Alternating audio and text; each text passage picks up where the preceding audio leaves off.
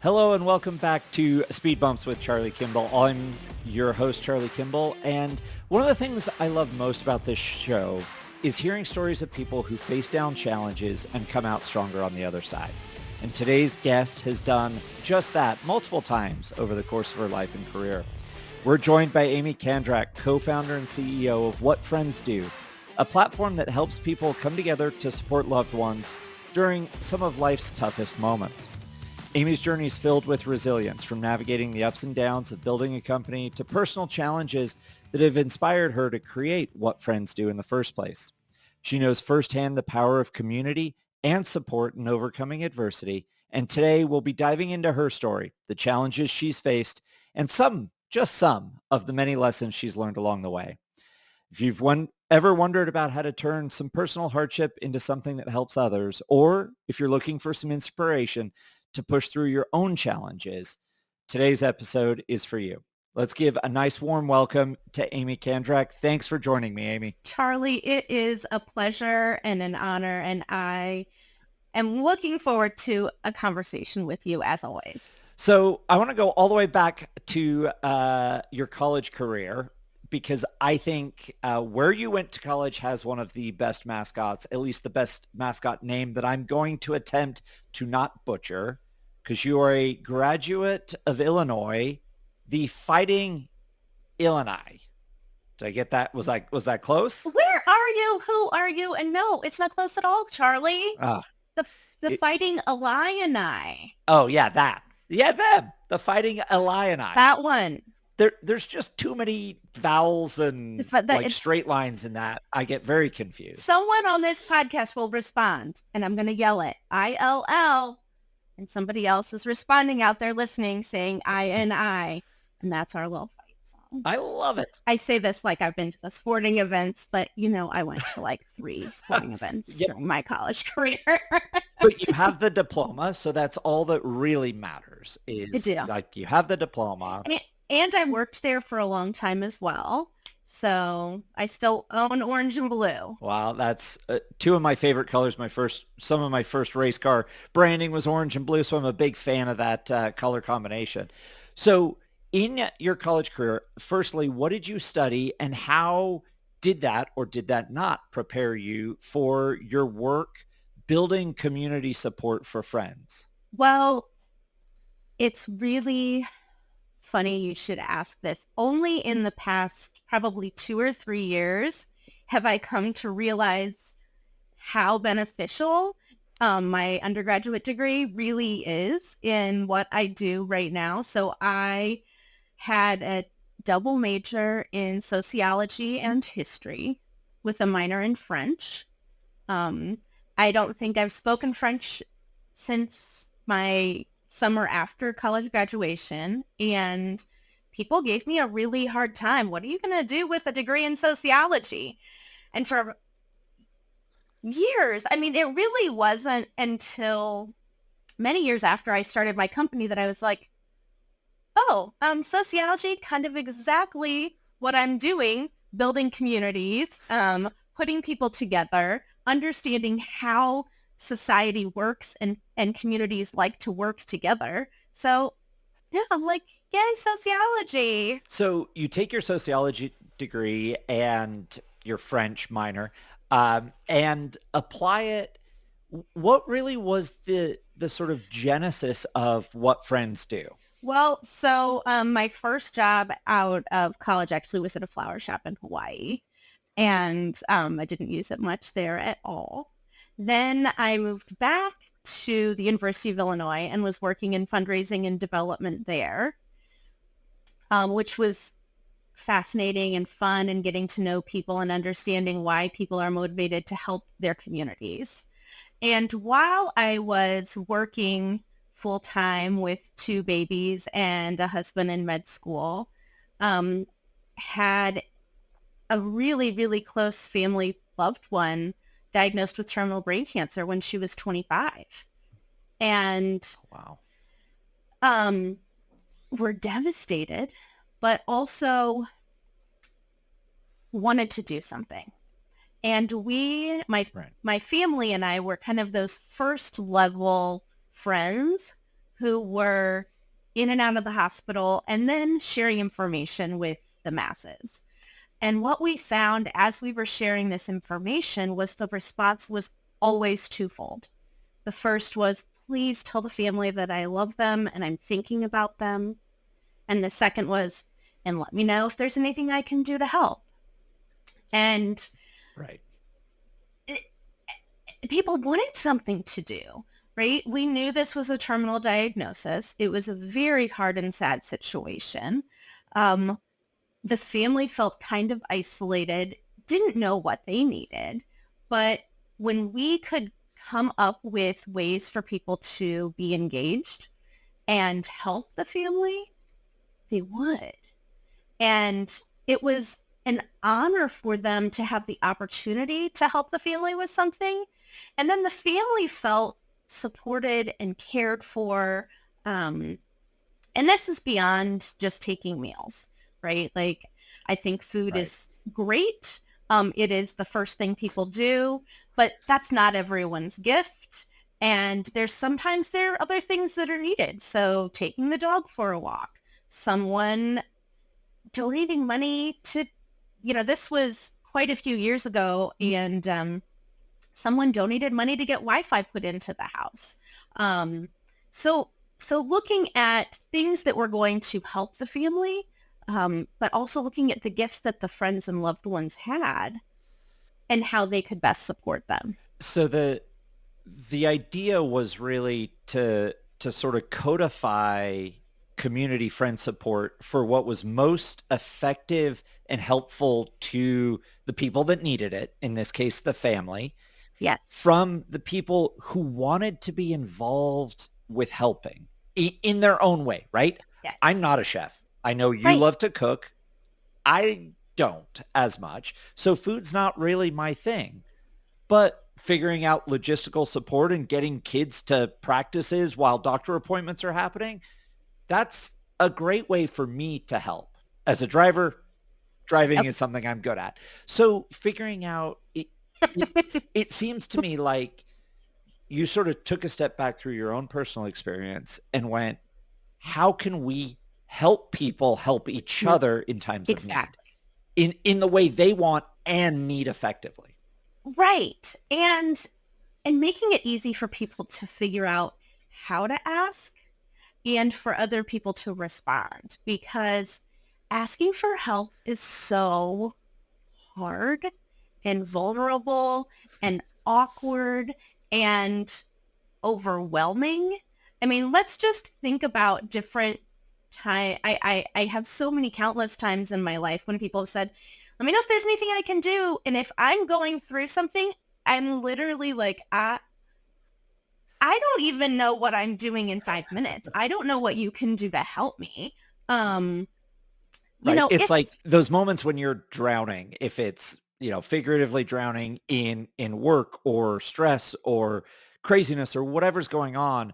And people are like, oh, how can I help? I'm like, right now, all I can think about is keeping my head above water. I can't think about how to ask for help, which, as you say, is very often a bridge too far for a lot of people. It's hard for people to say, I need help. Here's what I need done. Can you just handle it? well, and there's the like, I'm a capable human. I didn't need help yesterday. Why do I need help today? Um, am I gonna owe someone something for this? Or no, my immediate family can take care of it for me. I have a kind of funny story in, like, what my business is at this point. And about 6 years ago or so, Friday night, I'm running to the grocery store because I need to get food for the kids for dinner. And as I'm walking in, I got hit by a car in the parking lot and had a, Not in your car. You're walking. I was You're walking walking and get hit by it. into the store. It was very low speed, very low impact. I feel embarrassed when race car drivers are listening this to even like mention it, because it was so like, I literally was like banging on her hood, like, please stop running me over. But I had a broken foot and a broken hand and had to get surgery on them. And my mom and sister had to come in to me one day while I was laying down on the couch with my foot up. And they're like, you need a What Friends Do page because you are putting a lot of burden on us because your husband's out of state, your kids can't drive, you can't even get your coffee by yourself right now. Um, you need some help here, right? So it is so hard. And I love the visual of your mom and sister being like, so you know that thing you do at work? You have this incredible structure, community for other people to help people when they need help. Yeah. How about you create one for yourself because it's time for the rubber to meet the road here. You need help and you're loading us up too much. I mean, that's maybe what happened. Yeah. And did it work? Like, did you create a team for yourself, a community, a What Friends Do? Yeah. And did it teach you about how to evolve or learn or change the platform and the structure? Like, what was your personal experience using your own brainchild? What was that like? Um, it reinforced a lot of the things that I had already kind of known in the way that I usually suggest to other people, let your sister or your best friend or that, sorry, it's usually an alpha female, let her run this for you because she's going to tell everyone what you need and you're only going to put about half of it on there. And it just feels different when someone else can allow you to be seen, allow you to Yeah. be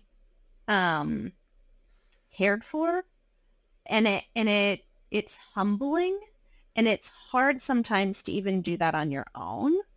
But that for some reason allowing that middle person. So that reinforced to me how important it is to allow that one other person in to say, this is what the family needs right now.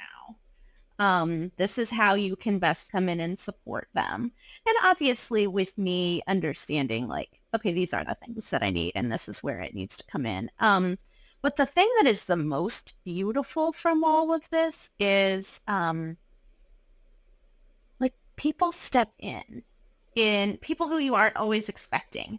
And I got to learn about gifts that my friends had that I didn't even know, right? Like friends who, some of my closest friends, for like, I'm not making you, but I will come over and get you out of the bathtub and change your stitches for you. And I was like, really? And they're like, yeah. Right.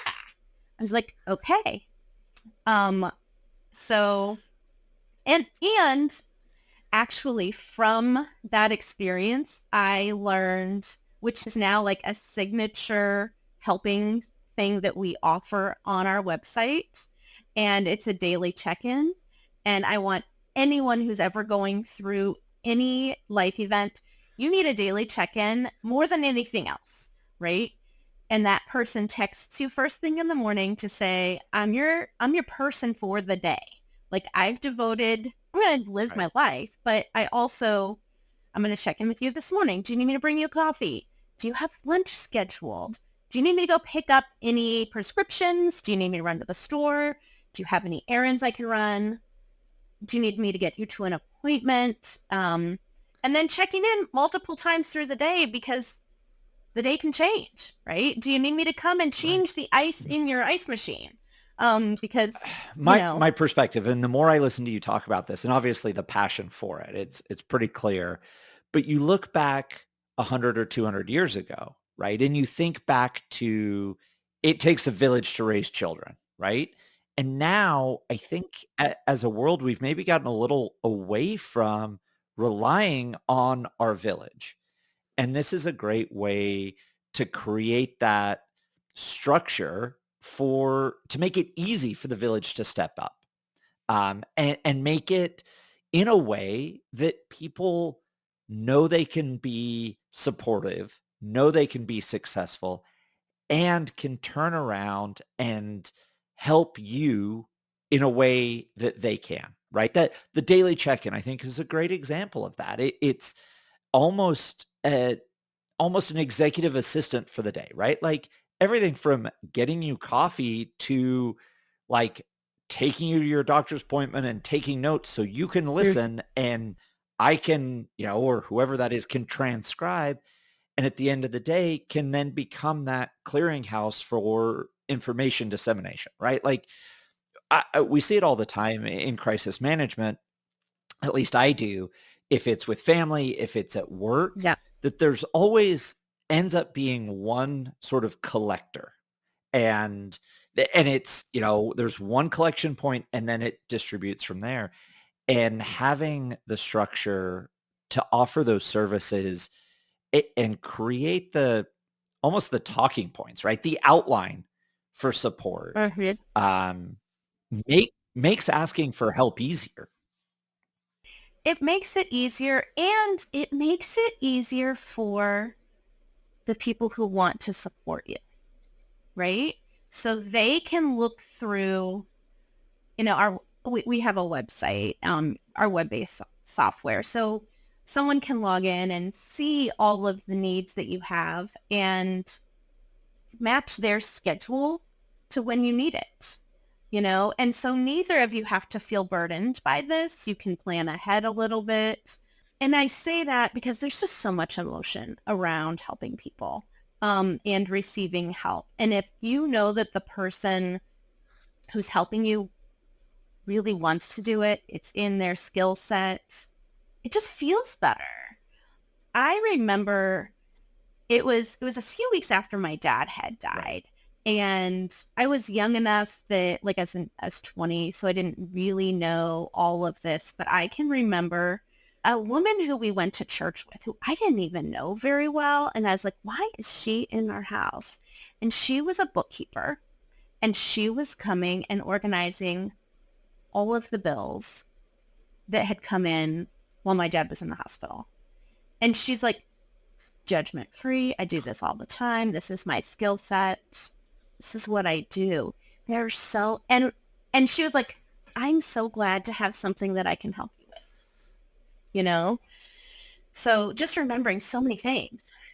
Well, and that to me it becomes both sides of the equation, right? It's not just the people who need help to get through an Mm-hmm. unexpected challenge, a diagnosis, an injury, a Mm-hmm. psychological trauma, an emotional trauma, whatever that is, right? But it's the people that want to help have a way to do it in a way that's really effective. Like if somebody Yeah. said if somebody said to me and was I like friend goes, "Yeah, I was in a car wreck and I'm bedbound and what I need right now is 3 meals a day for the next 5 days." I would feel absolutely thrown in at the deep end. And a complete like they would be eating beans and rice for the next 5 days because that's what I could provide. No, Charlie, you would call me and I would say, no problem, Charlie. Find out what their favorite restaurant is, pick up their stuff and drop it off. And then Yep. And I would give you And the then what else ideas, they but what need else? that I c right. Yes. Well, and that's the thing. It's providing the support that allows both sides of the equation to be fulfilled and be better because of it. Well, that's exactly right. I mean, you said a minute ago, it's the village. And I truly believe, and World Health Organization even has studies on this, people with stronger support networks have better outcomes, right? And that goes not only for the person who's going through something specifically, but their caregivers, their immediate family. And I mean, that's all the people in their closest network, because if they're all being supported, then they're all going to stay healthier and they're all going to, or get healthier. Um, Look at that sociology degree coming in. And once again, your sociology degree coming back, coming home to roost again. But when you talk about the village side, like as a professional athlete in motorsports, like, yeah, okay, they talk about the driver winning a race, but it's always a team. It's always a team Always. sport. And you look at high performing individuals and it is never just an individual. It takes a whole team from start to finish.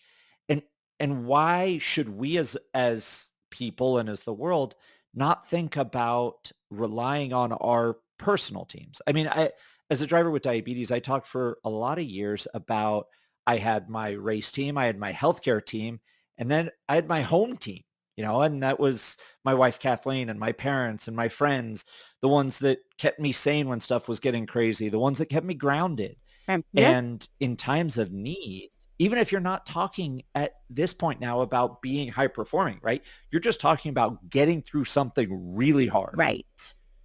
Why wouldn't you lean on the best team you could find? And why wouldn't you also allow the outside networks to help make sure that your core team is as taken care of as possible as well? And that's where that support structure within the network and within what friends do is built for, right? 100%. 100%. So I can't imagine, again, name of the podcast is Speed Bumps. I can't imagine that it's been the smoothest road always building this business, building this structure, building this network for other people in challenges. And sometimes I know it's harder to be introspective when your job is to create a network to help other people. And I love the story from your mom and sister being like, hey, you need to use your own platform. But on a building a business side, you're a very successful, what was the term? Mompreneur of the year, top 50 mompreneur of the year from eBabble. Like how and what challenges did you face building this up that you look back and thought, never thought I was getting over that speed bump. And here I am looking back at it instead of looking forwards at it. Charlie, there's actually a lot. So, I mean, I'll try and keep it as condensed as possible, right? Like I started out working with my mom. And we started it together as a B2C software platform, thinking we could get enough users, make enough money off of ads, all that kind of stuff. It costs crazy amount of money. And right, like just to get enough volume to make enough volume. And got to a point with my mom that it was kind of better for her to step out of the business for a little while, which is weird in a relationship with a mom and daughter and co-founders together. But luckily, our family relationship was great. And so that worked through it. But switched business models, that is not a really easy thing, right? So switched business models from a B2C to a B2B, but switching to a B2B meant I needed even more capital to get it going. Raised some venture capital. I'm located in Indianapolis.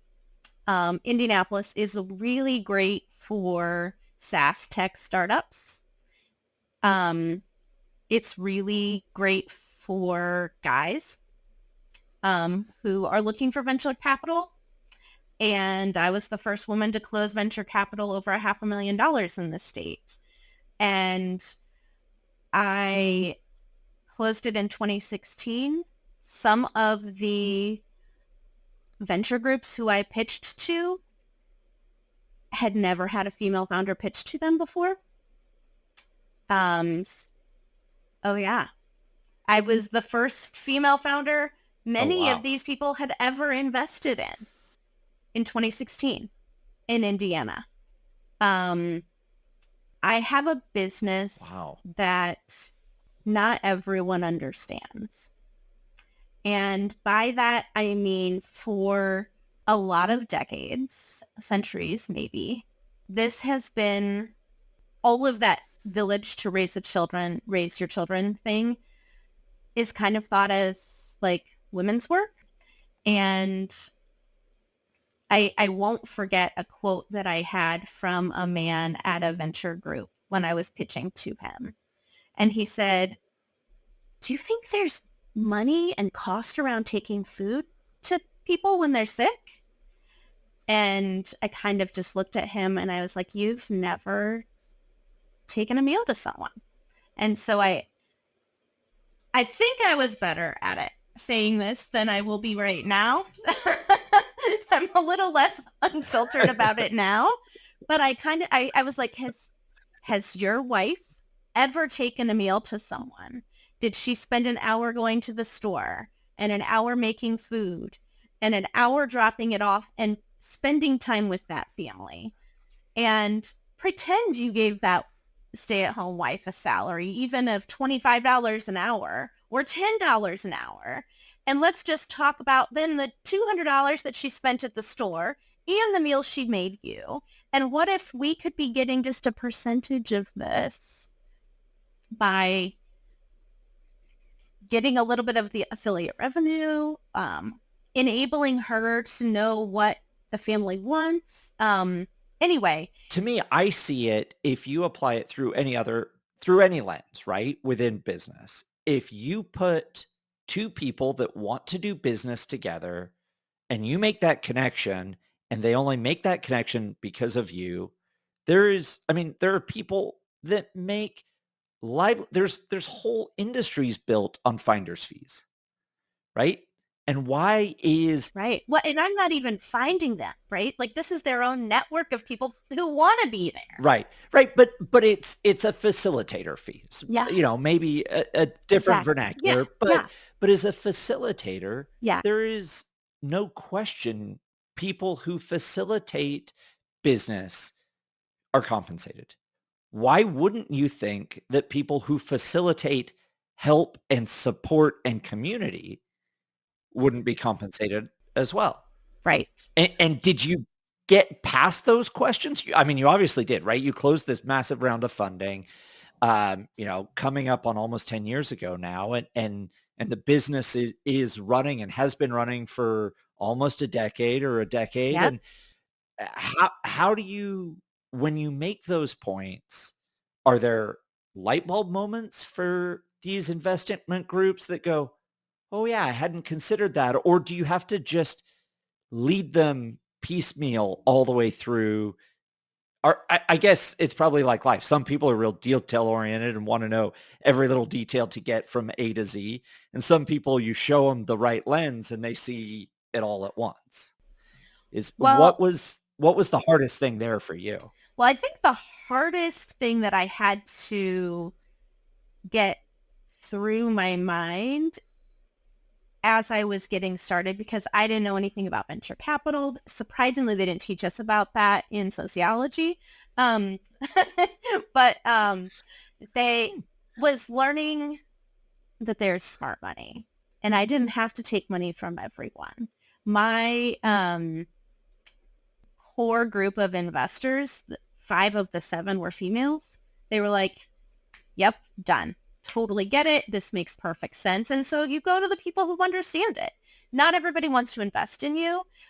You don't want them to invest in you if they don't want to do that, right? It's kind of the same thing that we were talking about earlier. Like, find the people who are going to work. But all of that said, especially in Indianapolis 10 years ago, people didn't understand this. And they were investing in things that they already knew about. And they knew how to make work. So it was a little bit of a challenge.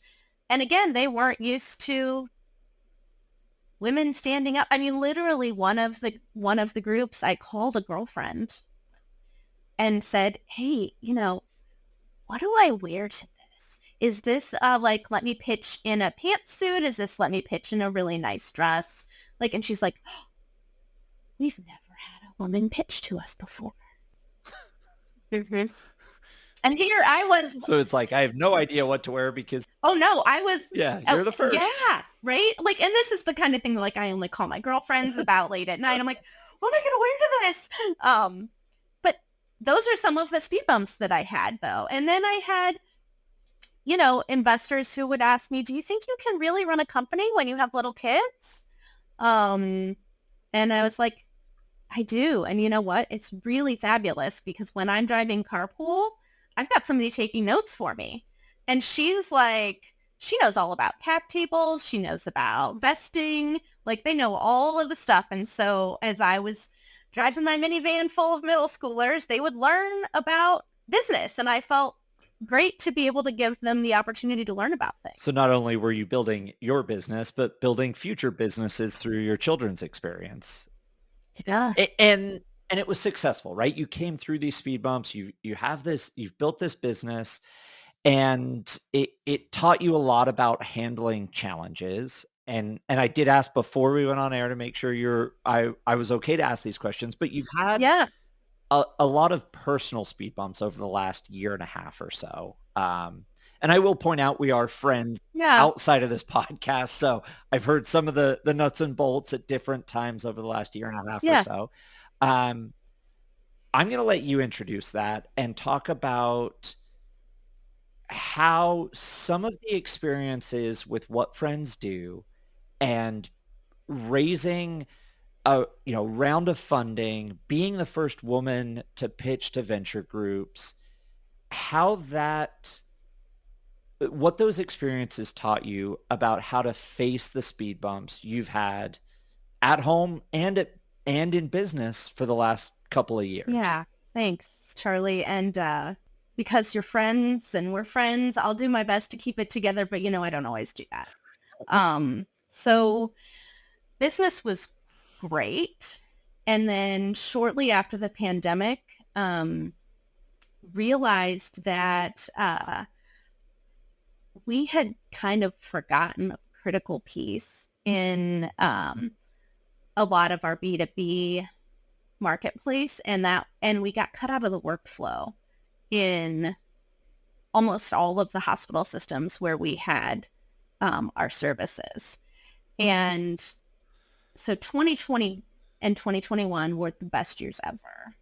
By the end of 2022, I was looking at closing the business down because we had lost almost everything and almost all of our clients. Because like I said, we were relying on social work and nurse navigators to give our product to caregivers, and caregivers weren't in the hospital.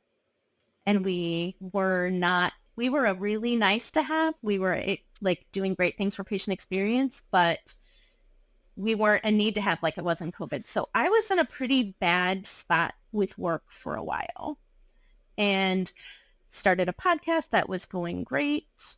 And last summer, took the summer off because my littlest baby was going away and graduating from high school, and I was getting ready to be an empty nester, and moved my baby in, and then went to visit my daughter who was away at school. As I was driving home from visiting her, I experienced some like weird health stuff, and ended up going to the doctor and being told that they thought I had ovarian cancer and had to have surgery to have an ovary removed. Luckily, it was benign.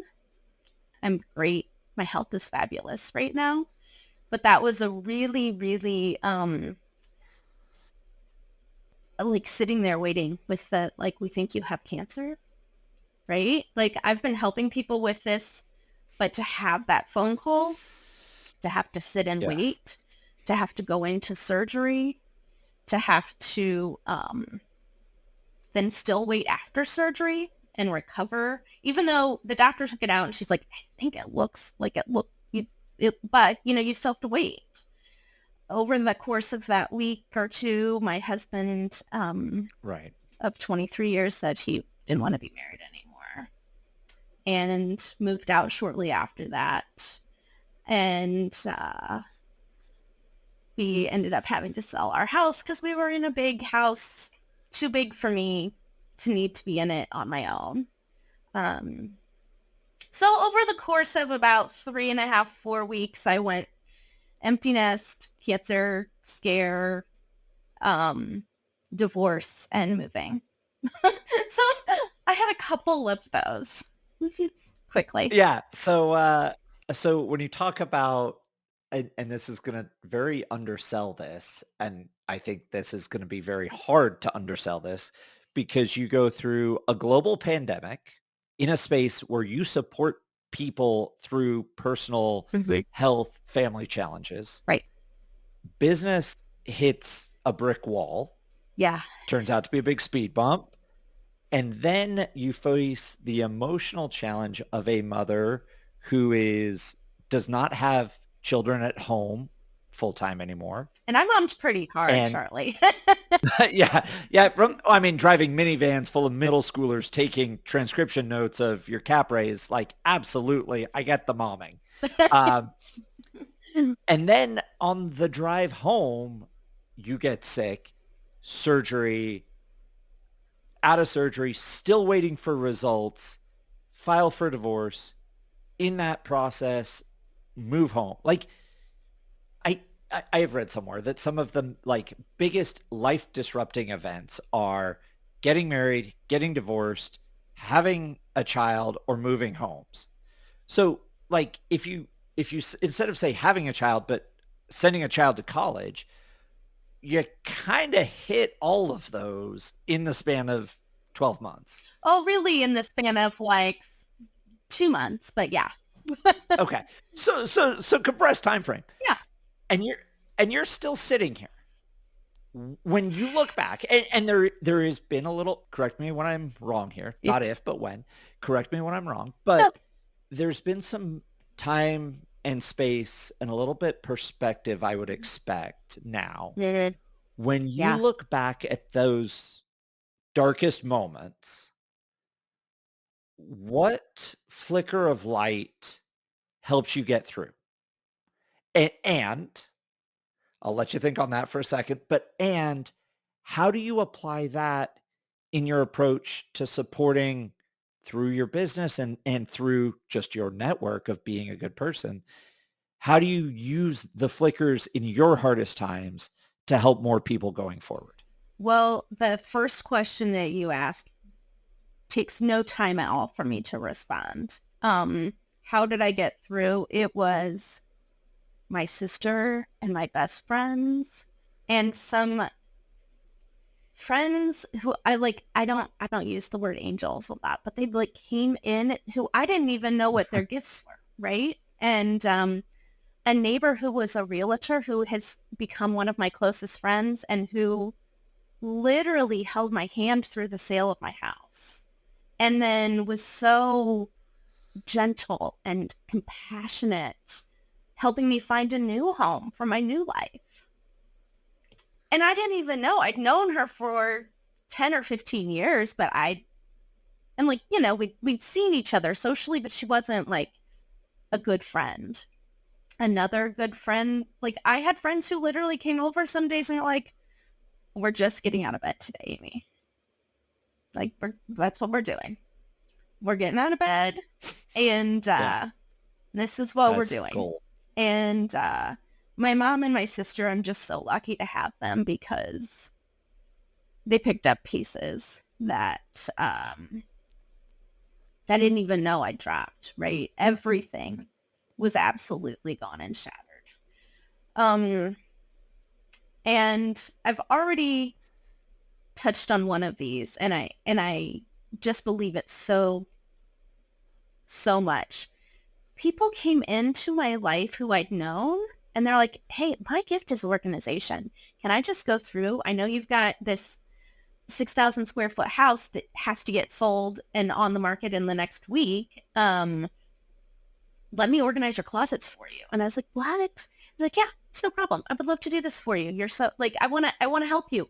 Let me do this. And so remembering that and getting the opportunity to then learn about them through that, right? Like people wanted to help. But the other lesson that I had to remember for a long time is one that not everyone needs to know everything all the time. Which sounds silly and ridiculous, but it was really hard for me, right? Like I just felt like such a failure in every way of my life at moments, right? And I didn't want to be seen. I didn't want to have to talk to people. I didn't want people to ask me, how are you? Because I wasn't okay, right? And if they asked, I would just crumble. And so I had to remember and learn that I didn't have to share everything. Not everyone needed to know. So shameless plug, I have a podcast as well. On the Absolutely. very first episode of my, yeah, and it's called Kitchen Chats, and we're talking about life's hard moments, and my girlfriends and I sit in the kitchen and we figure out what's next. And the first episode is with my sister, who's my sister and also a therapist, good and bad. But but one of the things that she talks about there is remembering that sharing information is kind of, she likes to use an analogy of a house. And not everyone gets invited inside your house. The DoorDash person leaves the stuff at the door and turns away. Some people have the opportunity to come into the entryway. Some people have the opportunity to come and sit down in the living room with you. Some of your really close friends get to have those intimate conversations with you in the kitchen. Yeah. I have one girlfriend who literally got me out of the bathtub after I had my broken foot, right? Yeah. She actually happens to be the same one who came into my bedroom and said, Aimee, we're getting out of bed today. Because that's how my people work. So remembering that, yeah, go ahead. No. I love the perspective there, because the fact that you don't have to share everything, good, bad, ugly, or fantastic, right? It's your life. It's your information. It's your ideas. You get to choose what and when you share and why. Mm-hmm. I really want to talk about, kitchen chats. I think it's just a great idea about hard moments. And actually, the reason you're on this podcast is you sent an email about your podcast and business, and I can't wait to talk about hard things, because, Yeah. over the last 3 years, I went from being a full-time professional driver, athlete, racing driver with a couple of young kids, and my wife was the stay-at-home and I was the breadwinner, and we lived in Indiana, and now we live in California. I'm not driving. I'm still in motorsports. I can't give it up. It's in my blood. But my wife's the breadwinner, and we own a business that's her passion. And there are times I feel like I'm living in the upside down, right? I feel like I'm in this alternate universe. Right. And only 3 years later am I starting to recognize that feeling and recognize talking about it with the people I want to talk about it with, right? Like when I'm in the gym or on the tennis court with friends, like I'm not talking about that stuff. They ask, "Oh, when's your next race?" It's like, "Oh, well, I'm headed to Nashville to go broadcast." Right? That's all they get to know. They don't have to hear that I'm going to go and I'm going to feel hollow that I'm not in a race car this weekend. Well, things like that. Yeah. And I mean, I also want to say thank you, because like it was very clear as you relayed that 2-month time period how powerful it was for you, um, and remains being that impactful. And I loved hearing, and it really struck me, your passion about the people that helped you, right? Those, you talked about angels, you talked about, okay, like your girlfriend, like, we're getting out of bed today. Like, I'm going to come organize your closets and clean stuff out that just needs to get cleaned Yep. out, because I can help that way. Um, and using your sister's analogy of a house, right? Like it's really easy to understand when someone says, "Hey, you don't get to get past the front door," right? Like in my psyche, my psychology, like you're going to come up, you're going to say hi, you're going to hand me a plate of cookies, and then you're going to leave, right? Like that's okay, because there are people you need. Not everyone has to come inside your house, and there are people that you should probably let into your house, Right. because you need both. You need both. Well, and then the reminder for me as I was going through all of this, the number one like pushback that I hear from people when I, like we have this service, whatever, and people are like, oh, we aren't going to need it. We don't need it. I was at a bookstore selling my book the other day, like at an expo on aging and planning your life. And they're like, no, I don't need a planner for this. Anyway, we can get I'm like, people don't want to think that they need help. That seems ironic. People don't want to think that they need help. Okay. And remembering and realizing that it takes time to realize that you need help. And that was a big lesson for me as a business owner in this line of work, to remember they don't know that they need help yet. They don't know because they're not ready for it yet. And that's okay. Okay. Well, now on speed bumps, I warned you I was going to do this. Having talked about your story from the great mascot at Illinois, I would screw it up again, so I'm not going to say it. Illini. There you go. There's ILLI and then or something. Yeah. All the vowels. All the vowels. And going through to starting What Friends Do and your own personal journey with it to then some of the massive speed bumps you've navigated over the last couple of years. It's really inspiring to me to hear how those lessons shaped your ability to continue to build community and networks, to meet people when they realize they want and need help, right? It's what I hear from you is you want to build a structure that meets people when they want help in a way that supports both the people who need help and are asking for help and their network that wants to give it in the most effective way for both sides. So it's been incredibly inspiring. Thank you for joining us. Now on Speed Bumps, we ask the same 3 questions of our guests. Number 1, what is the best advice you've ever gotten and from whom? So I think the best advice that I try to live by, I read it somewhere, or maybe a therapist told me, or I don't know, but it's from Brené Brown, who is wonderful. And it's one of my core beliefs. And that is everyone's doing the best that they can. And I try to remind myself that sometimes too. Yep. I'm doing the best I can as well. And giving everyone that grace as we're moving through life. So that's the advice that I like to try and work with. I love that. Okay, now I'm a car guy. Speed bumps. Oh yeah. This is going to be this may be the hardest question I ask you all day. What's your dream car? It is. What is your dream car?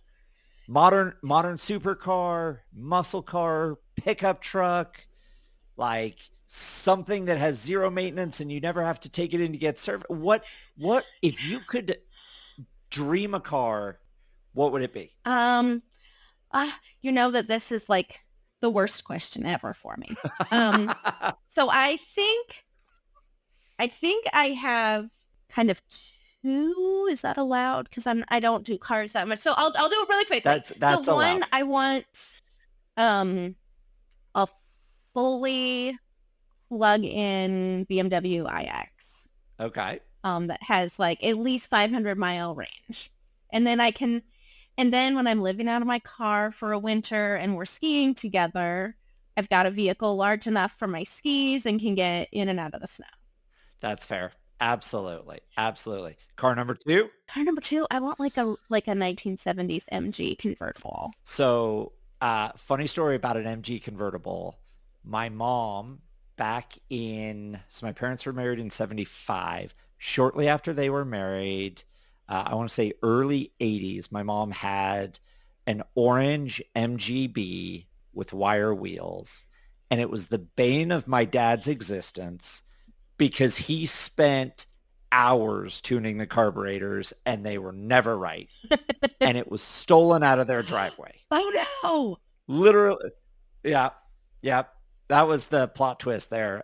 Stolen out of their driveway. So MGBs, maybe not the most secure vehicle. But I totally get it. Like a classic little fun sports car to zip around town. That Like would look so, that'd be absolutely. so fun. Yeah. Anyway, Right. And so that you just said, oh, I would look so fun in that car. I would. Um, there's a great, had a guest on Speed Bumps, an author friend of mine by the name of Morgan Housel, who wrote The Psychology of Money. And he has a theory called the man in the car paradox, or the person in the car paradox. And he talks about people like it, having these incredibly high-end supercars with the idea that when they're driving them, people look at them and think, oh, they're cool. They're driving